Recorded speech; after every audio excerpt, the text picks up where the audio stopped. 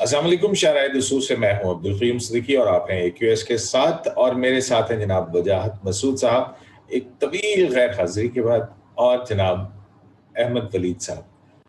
ظاہر ہے غیر حاضری کی وجوہات ہم ان سے نہیں پوچھیں گے، لیکن ہم نے اور آپ سب لوگوں نے جو ہے وہ ان کی کمی بہت محسوس کی، اور مجھے مسلسل میسیجز آتے رہے۔ تو بات اب کہاں سے کی جائے، کافی بہت کچھ ہے، اور حال ہی میں صحافی اسد طور کے اوپر جو ہے وہ ایک حملہ ہوا، اور حملہ بھی ایسا کہ ان کو اس کے گھر کے اندر جا کے اٹیک کیا گیا۔ اس پر صحافتی برادری جو ہے وہ سراپا احتجاج ہے۔ پہلے بھی 3 دن پہلے احتجاج ہوا، آج پھر PFUJ کی کال پر نیشنل پریس کلب اسلام آباد کے باہر صحافیوں کی بڑی ایک تعداد اکٹھی ہوئی، اور وہاں پہ بہت سارے اینکر پرسنز بھی موجود تھے، حامد میر بھی موجود تھے وہاں پر، اور اس سارے ایکٹ کو جو ہے وہ کنڈیم کیا گیا۔ بہت مختلف رائے پائی جاتی ہے، اس پہ بھی بات کریں گے۔ اور پھر اب تو بات یہاں تک پہنچ گئی کہ اب جو ہے وہ ہارٹ ٹاک کے اندر بھی فواد چودھری انفارمیشن منسٹر سے کافی سوالات ہوئے ہیں پاکستان کے اندر صحافیوں کے تحفظ اور خصوصاً انڈیپینڈنٹ جرنلسٹ جو ہیں ان کے حوالے سے۔ دوسری طرف شہباز صاحب کا تہلکہ خیز انٹرویو جو ہے وہ کامران خان صاحب نے کیا ہے، جو کہ پاکستان نون لیگ کی سیاست یا ملکی سیاست کے ارد گرد جو ہے وہ گھومتا ہے۔ تو اس پر بات کرتے ہیں کہ یہ کیا کچھ دیکھ رہے ہیں، اور یہ صحافیوں کے اوپر تشدد اسی طرح سے ہوتا رہے گا، ایک کنفیوژن جو ہے وہ ملک کے اندر اسی طرح برقرار ہے کہ کیوں؟ احمد ولید صاحب دیکھیں، یہ جو واقعات بڑھنا شروع ہوئے، ابصار عالم صاحب، اس کے بعد پھر اسد طور، اس سے پہلے آپ کو یاد ہی ہے کہ متی اللہ جان، یہ سارے واقعات جو ہیں پاکستان تحریک انصاف کی حکومت کے دوران ہو رہے ہیں۔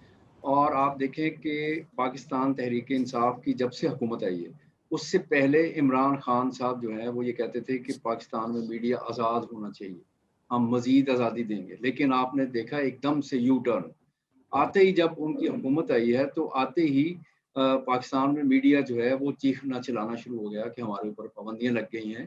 انٹرنیشنل ادارے انہوں نے بالکل مانیٹر کی ہر چیز، اور یہاں پر جو سچویشن بنی ہوئی ہے وہ ساری دنیا کے علم میں ہے۔ سب کو پتا ہے کہ پاکستان میں میڈیا اس وقت پرنٹ ہو یا الیکٹرانک میڈیا وہ کتنا آزاد ہے۔ یہ تو آپ کو خبریں جو ہیں وہ صحیح مل رہی ہیں ٹویٹر سے، یوٹیوب سے، اور ایک موقع ملا لوگوں کو، صحافیوں کو، کہ وہ یوٹیوب کی طرف آئیں، مختلف جو دوسرے پلیٹ فارم ہیں ڈیجیٹل ان کی طرف آئیں اور وہاں پر اپنی بات کہہ سکیں۔ اس کا مطلب ہے کہ آپ وہ باتیں مین سٹریم میڈیا کے اوپر نہیں کر سکتے، یہ پابندیاں ساری۔ اور اس کے ساتھ ساتھ یہ جو حملے شروع ہیں بڑے تشویشناک ہیں، اور اس طرح کی جو حرکات ہیں وہ دنیا میں کہیں بھی پاکستان کی نیک نامی نہیں کریں گی، بلکہ بدنامی کا باعث ہوں گی۔ یہ احساس جو ہے وہ دلانے کی ضرورت ہے جو ان کے پیچھے محرک ہیں، ان حرکات کے پیچھے۔ تو میرا خیال ہے کہ احمد اب یہ دیکھیں احمد، بات یہ ہے کہ احساس کس کو دلایا جائے۔ ہم یہ دیکھ رہے ہیں کہ یہ ایک دن کی بات نہیں ہے، وہ حیات اللہ خٹک ہو، وہ موسیٰ خان خیل ہو، وہ سلیم شہزاد ہو، وہ ابصار عالم ہو، وہ متی اللہ جان ہو، حامد میر ہو، مطلب آپ یہ دیکھیں کوئی یہ کہاں رکے گا سلسلہ، اس کا طریقہ کار کیا ہے، کیسے روکا جائے؟ آپ سینسر بھی برداشت کر رہے ہیں، آپ سیلف سینسر بھی کرتے ہیں سارا کچھ، لیکن پھر اس کے باوجود جو ہے وہ یہ زبان بندی، اور اوپر سے اب سوشل میڈیا کو گیگ کرنے کے لیے ایک نیا قانون جو ہے وہ اب لائسنس لینے پڑیں گے، اور میڈیا اتھارٹی بن رہی ہے۔ پارلیمنٹیرینز جو ہیں وہ آ کے ہمیں اطلاع دے کے چلے جاتے ہیں کہ جناب بڑا سخت قانون آنے والا۔ کیسے رکے گا یہ سارا کچھ؟ کب ہوں گی زبان کے تالے، کیسے کھولیں گے؟ کیا کریں گے ایسا؟ دیکھیں، یہ جو تقویت ملی ہے عمران خان صاحب جو ہیں ان کی جو مطلب جابرانہ قسم کی جو تھنکنگ ہے، اس کی وجہ سے یہ سارا کچھ سامنا کرنا پڑ رہا ہے پاکستان میں اس وقت میڈیا کو۔ وہ خود تو یہ کلیم کرتے ہیں کہ پاکستان کا میڈیا جو ہے وہ انگلینڈ سے بھی آزاد ہے، زیادہ آزاد ہے، تو ویسے تو شرم آتی ہے یہ بات کرتے ہوئے، انہیں اندازہ نہیں ہے کہ چاہے ٹرمپ کی حکومت ہو، وہاں پہ میڈیا کے اوپر وہ بہت زیادہ اٹیکس کرتا تھا، لیکن وہ سارے وربل اٹیکس تھے. وہاں پہ امریکہ میں کسی صحافی کو انہوں نے اٹھا کے اندر نہیں کیا، کسی کو اٹھا کے انہوں نے اس کی پٹائی نہیں کی، اس کو مارا نہیں، کسی کو دھمکیاں نہیں دی، کوئی سیلف سینسرشپ کے لیے نہیں کہا، کوئی سینسرشپ کے لیے نہیں کہا. تو ٹھیک ہے اگر آپ کو اختلاف ہے میڈیا سے، جو کہ ہر حکمران کو ہوتا ہے، یعنی کہ کوئی حکمران پاکستان میں ایسا نہیں آیا جو میڈیا سے بڑا خوش ہو، ان کو یہی لگتا ہے کہ یہ بری پکچر پیش کر رہا ہے، حالانکہ وہ ان کے لیے رہنمائی کر رہا ہوتا ہے. لیکن کافی پاکستان میں یہ جو سلسلہ آپ کیسے چلے گا؟ کریں کیا، کیسے کیا کریں، لیکن منہ پہ تالا لگا کے بیٹھ جائیں، دیکھیے جو سچ بات نہ بتائیں. جو جو جو فائٹ چل رہی ہے نا، یہ تو دیکھیں صحافی جو ہے دنیا بھر کے یہ وہ آج اسی کی طرح کی ان کے احمد ولید صاحب، یہ کیا جسٹیفیکیشن ہے کہ دنیا بھر کے اندر مختلف ملکوں کے اندر صحافیوں کے ساتھ یہی کچھ ہوتا ہے؟ فواد چوہدری صاحب بھی یہی کہہ رہے تھے، یہ جسٹیفیکیشن ہے؟ جسٹیفیکیشن نہیں، میں کہہ رہا ہوں دنیا میں جہاں جہاں. اب آپ اس انٹرویو کی بات کریں اگر، تو اس انٹرویو میں آپ نے دیکھا کہ وہ یہ بار بار واضح کر رہا تھا، جو ہوسٹ ہے وہ یہ کہہ رہا تھا کہ دنیا کے جو سب سے خطرناک ترین ملک ہیں ان میں پاکستان کا شمار ہے. تو میں ان ملکوں کی بات کر رہا ہوں جہاں پر یہ قدغنے ہیں، جہاں پر یہ ریسٹرکشنز ہیں، یہ سینسرشپ ہے، ان کی بات کر رہا ہوں. ویسٹرن میڈیا کی بات نہیں کر رہا. ویسٹ میں تو بہت میڈیا آزاد ہے، ان کے خواب و خیال میں نہیں ہوگا کہ وہاں پہ کس طرح کی چیزیں ہوتی ہیں، کس طرح کی رپورٹنگ ہوتی ہے. تو لیکن مسئلہ یہ ہے کہ پاکستان میں یہ کیسے رکے گا عمل؟ یہ تو پریشر ہے، مسلسل جدوجہد ہے، اور یہ لمبی جدوجہد ہے. پاکستان جو ہے کسی کو یہاں پر پاکستان میں سبق حاصل نہیں ہوتا، کسی کو یہاں پہ یہ نہیں ہے کہ ہم نئی دنیا ہے جو دنیا کی گلوبلائزیشن کے بعد، یہ ڈیجیٹل میڈیا کے بعد بہت کچھ چینج ہو گیا، لیکن یہ کوئی سیکھنے کی کوشش کرے گا تو پھر ہی سیکھ یہ پائے گا. صاحب بہت کچھ چینج ہو گیا. ذرا اب مجھے وجاہت مسعود صاحب کی طرف ہی جانا ہے. وجاہت مسعود صاحب، پہلے تو مطلب ریسنٹ یہ ہوا کہ کبھی اسکول کے بچوں کے اسکول کے سامنے سے صحافی کو ہوا کر لیا جائے، مطلب اشار عالم کو اس کے گھر کے سامنے گولی مار دی جائے، اور اسد ٹور کے معاملے میں گھر میں گھس کے مارا جائے. آج جب احتجاج ہو رہا تھا تو وہاں پہ حامد میر صاحب جو ہیں انہوں نے ایک بات کی، انہوں نے کہا کہ پہلے یہ بات ہوتی ہے اور پھر ٹیلی فون کالز پہ کہا جاتا ہے کہ ہم نے گھر کے اندر گھس کے مارا. تو کہاں رکے گا یہ سلسلہ؟ صدیقی صاحب، جو ایک معمول کی مذمت ہے اس سے ذرا آگے چلیں. مذمتیں تو بہت ہوتی ہیں. یہ جو جھگڑا ہے یہ پاکستان کے میں اقتدار کے پیراڈائم کا ہے. بیان ہی جیسے پاکستان کا کوئی وزیر اعظم، آپ جانتے ہیں، آپ پاکستان کی تاریخ کے جو ہے وہ خاموش ہیں کہ کوئی وزیر اعظم ہمارا اپنی آئینی میعاد پوری نہیں کر سکا. ایک تو دفعہ کچھ جماعتوں نے کی لیکن وزیر اعظم کوئی 5 برس پورے نہیں کر سکا. تو آخر وہ کیا معاملہ ہے جس میں میں کہا کرتا ہوں کہ محمد خان جنیجو اور ظفر اللہ جمالی بھی اگر نہیں چل پائے تو جو لوگ کوئی کروڑ سوا کروڑ ووٹ لے کے اسمبلی میں پہنچتے ہیں، ان سیاستدانوں کو آخر وہ کیا ان کو خارش ہوتی ہے کہ ذوالفقار علی بھٹو سے لے کے بے نظیر بھٹو تک، نواز شریف تک، یہ سب کے سب جو ہے جو at the end of the day کسی خاص دیوار سے جا کے جو ہے وہ ٹکراتے ہیں. وہ جو مسئلہ ہماری سیاسی کفتوں کو درپیش ہے، اسی مسئلے کا ایک پہلو پاکستان میں میڈیا کا معاملہ بھی ہے. آپ جانتے ہیں جیسے اس ملک میں جو پولرائزیشن ہے اس میں جو لکیر کے خط تنصیف کے پرلی طرف کی سوچ ہے، وہ جس طرح سے سیاستدان کو بائی ڈیفالٹ ایک کرپٹ، لالچی، برا اور نا پسندیدہ اینٹی اکائی سمجھتی ہے، اسی طرح سے وہ صحافت کو بھی ناپسندیدہ اکائی سمجھتے ہیں. میں نے دیکھا، مشاہدہ کیا کہ پچھلے برسوں میں बाकायदा तौर पे मीडिया को जो एक तमद्दनी इदारा है, वो कोई आईनी इदारा तो नहीं होता, लेकिन वो पाकिस्तान के या किसी भी मुल्क के लोगों की आवाज़ को हुकूमत तक पहुंचाता है, हुकूमत की आवाज़ को लोगों तक पहुंचाता है, और हुकूमत के इक़दामात पे वो वाच डॉग वाली जो बात कही जाती है वो नज़र भी रखता है। और जो हुकूमतें, जो रियासतें इम्प्यूनिटी की आदी हो जाए, जो जोरावरी से अपने मामला मनवाना शुरू कर दे, वहां ना सियासी हुकूमतों की यानी पार्लियामेंट की और जुडिशरी की और सहाफत की साख एक साथ नीचे आती है। ये जो 141 में से 131वां नंबर हमारा बताया जा रहा है, इसमें जर्नलिज्म में गालबन कुछ इस तरह की है। पहले 15 या 16 ममालिक में पाकिस्तान जो निचली तरफ से वो खतरनाक मुल्क है। यही दर्जाबंदी हमारी जुडिशरी की भी है, यही दर्जाबंदी हमारी डेमोक्रेसी की भी आई है। उसे हाइब्रिड और जाली डेमोक्रेसी करार दिया गया है, वीक डेमोक्रेसी नहीं। आज जब मैं one has respect for Fawad Chaudhry, he is one of the better specimens in current dispensation. सब ज़ाहिर है जमा तफरीक तो होती है ना सियासतदान के करियर में, लेकिन आज वो मुझे बड़े बेबस नजर आ रहे थे।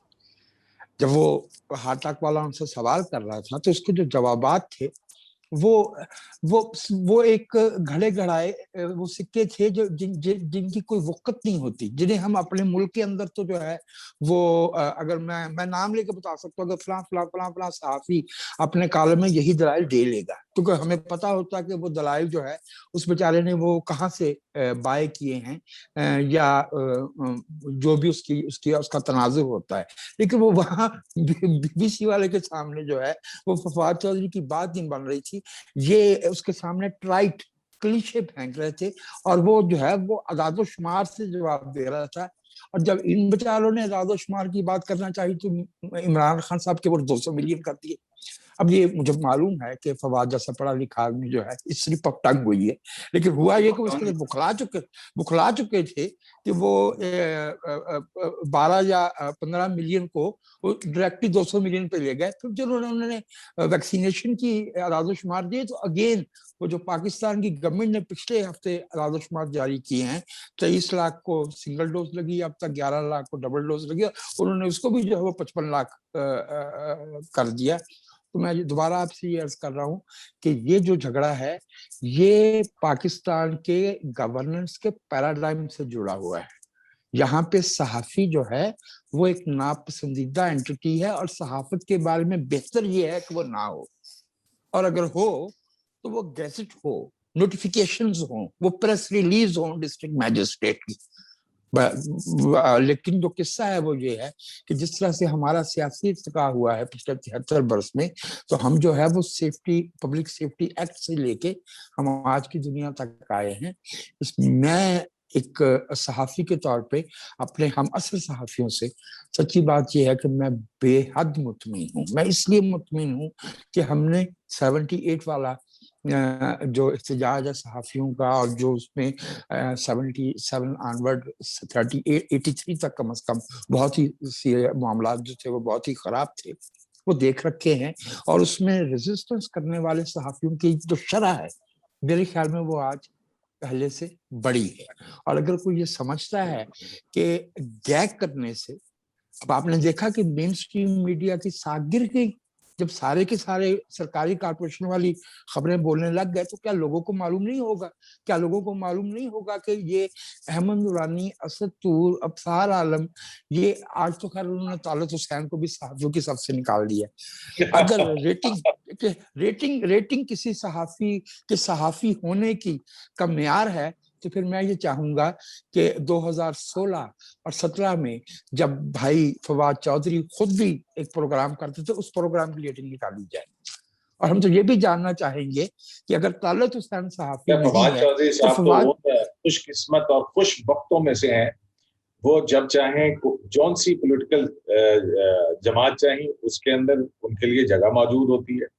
वो जौन सा टीवी चैनल चाहें वो वहाँ मौजूद होते हैं, हाँ, वो लेकिन पर्सन के वो तौर आप पे बजा फरमाते हैं, हो कयूम आप जाए, बजा फरमाते हैं, वजारत लेकिन इत्तलात और कुछ सवाल नशरियात तारीख उठाती है। को छू लेती है। इस मुल्क में वजीर इत्तलात वहीद खान भी रह चुके हैं, और डॉन वाले वो जो थे ना, अल्ताफ हुसैन डॉन वाले, जिन्हें कायदे आजम ने 1947 में एडिटर बनाया था, वो भी वजीर इत्तलात रह चुके हैं। इस मुल्क में कौसर नियाजी भी वजीर इत्तलात रह चुके हैं, और इस मुल्क में हमने ऐसे वजीर इत्तलात भी देख रखे हैं जो सहाफत की आजादी पे अकीदे की हद तक यकीन रखते थे। To the best of my understanding, कायदे आजम मोहम्मद अली जिन्ना एक सियासी रहनुमा थे, उनसे कहीं कोई चाहे इख्तलाफ कर ले चाहे इत्तेफाक कर ले, लेकिन एक उनकी सियासत का पहलू ऐसा है कि उस पर कोई उंगली नहीं रख सकता।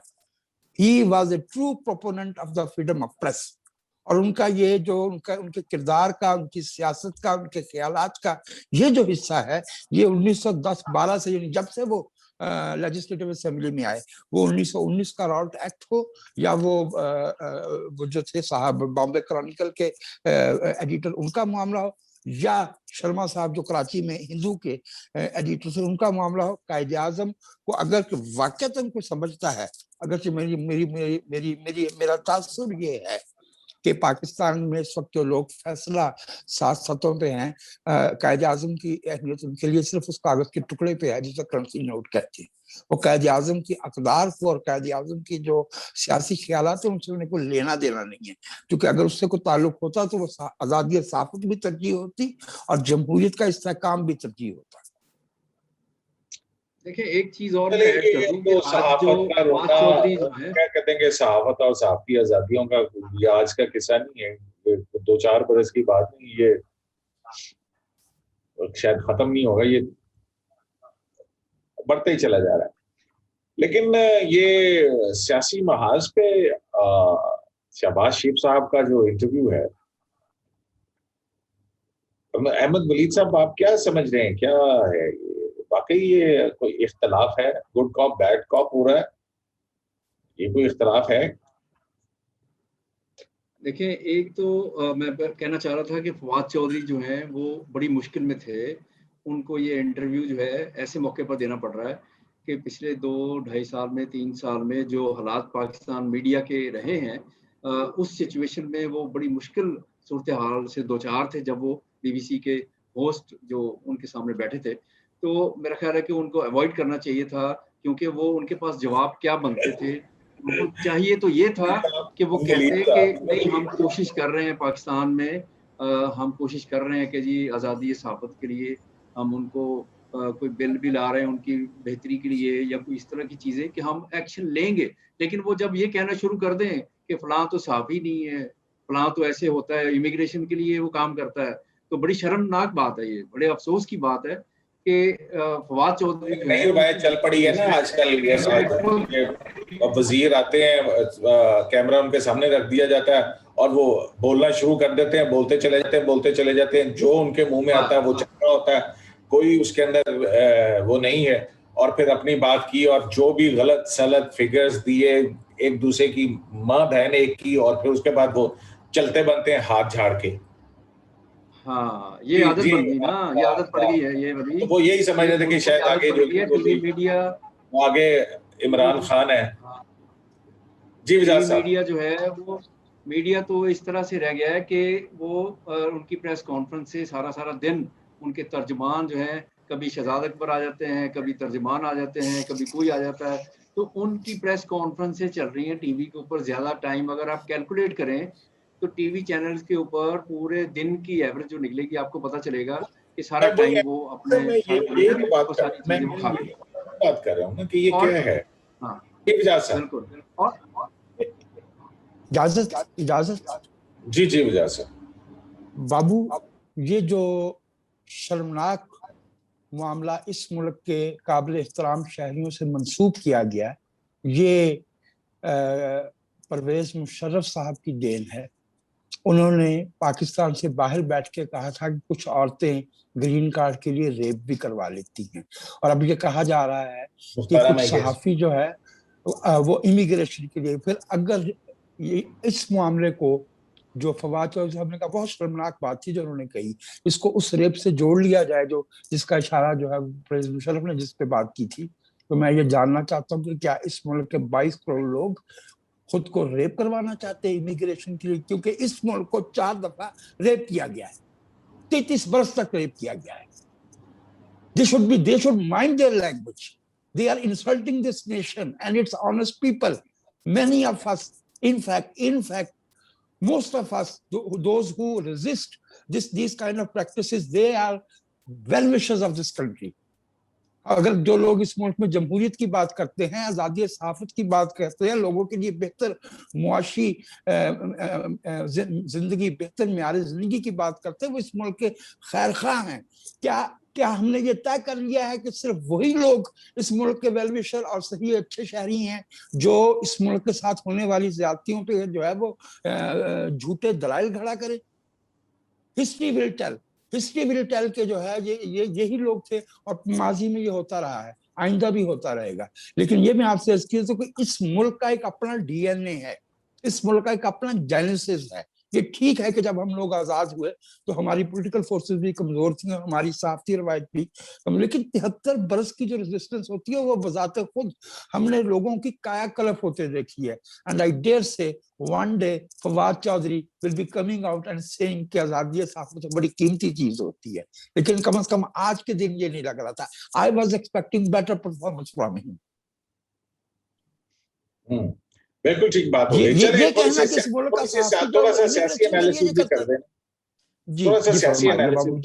یہ تو وہ جب بھی کوئی اہم واقعہ ہوتا ہے, پولیس جو ہے وہ آپ کو پتا ہے کیا کرتی ہے کہ صحافیوں کو لاٹھی چارج شروع کر دیتی, تو جو جس چیز کے لیے جلوس نکلا ہوا ہوتا ہے وہ اسے لوگ بھول ہی جاتے ہیں. کیوں جی احمد ولید صاحب؟ ہاں یہی ہوتا ہے. اور جو شہباز شریف کی آپ بات کر رہے ہیں نا, وہ بھی ایک مشکل میں ہے. جیسے فواد چودھری آج وہاں ایک بڑی مشکل میں تھے, اسی طرح سے شہباز شریف بھی بڑی مشکل میں ہے.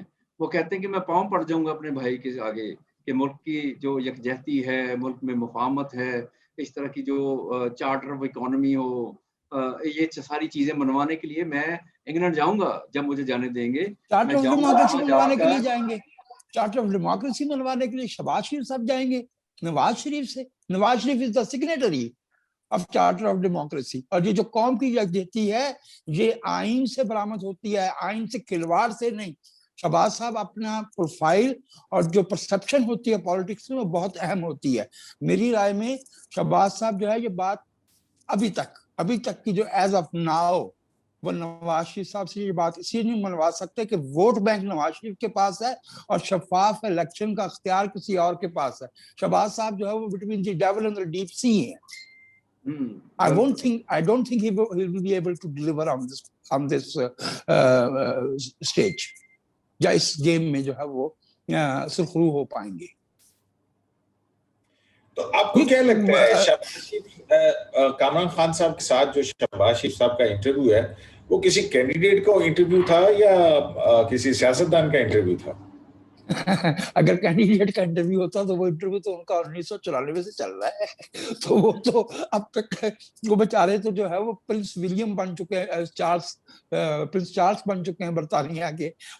وہ جو ولی عہدی ہی میں جو ہے نا وہ عمر بیت گئی ہے. ہمارے امیدوار کا انٹرویو لگ رہا تھا یا ایک سیاستدان کا انٹرویو لگ رہا تھا آپ کو؟ نہیں دیکھیں, میں ایک کوٹ کرنے لگا تھا. ہمارے دفتر میں دی نیشن کے نیوز روم میں ایک پاشا صاحب ہوتے تھے جو کافی عرصے سے کئی سال تک وہ ٹرینی سب ایڈیٹر رہے. پھر ان کو پروموشن دی گئی کہ سینئر ٹرینی سب ایڈیٹر. تو وہ یعنی اتنی عرصے سے کینڈیڈیٹ رہے کہ وہ سب ایڈیٹر بن جائیں. اسی طرح سے شہباز صاحب ہیں, جیسے وجاہت صاحب کہہ رہے ہیں نا, وہ تو ایک عرصے سے کینڈیڈیٹ ہیں, senior most candidate for the prime minister ہیں. تو اس وقت وہ کوشش کر رہے ہیں کہ کسی طرح سے ان کے بھائی جو نا وہ یہ بات مان لے ان کی کہ بھائی مجھے بھی کوئی کچھ بننے دو. تو میرا خیال ہے کہ لگ رہا ہے کہ وہ اس وقت بالکل آخری جو ان کی اٹیمپٹ ہے یہ والی, کہ ایک موقع ان کو جو دکھایا جا رہا ہے, جبکہ یہ جو پارٹی کے اندر کچھ ایسے لوگ ہیں جو بتاتے ہیں کہ شہباز صاحب آپ کے ساتھ پھر کوئی ہاتھ ہو جائے گا, آپ ذرا دھیان سے چلیں. چلیں, دلچسپ صورتحال بہت کے بعد بجاج صاحب کی گفتگو سن کے. اور بجاج صاحب اب آپ اویلیبل ہیں نا؟ میرے بھائی میں تو ہمیشہ دستیاب ہوتا ہوں، اور وہ کیا کہتے ہیں، میں اپنے ہاتھوں کے فاصلے پہ فصیل وحشت کو چھو رہا ہوں۔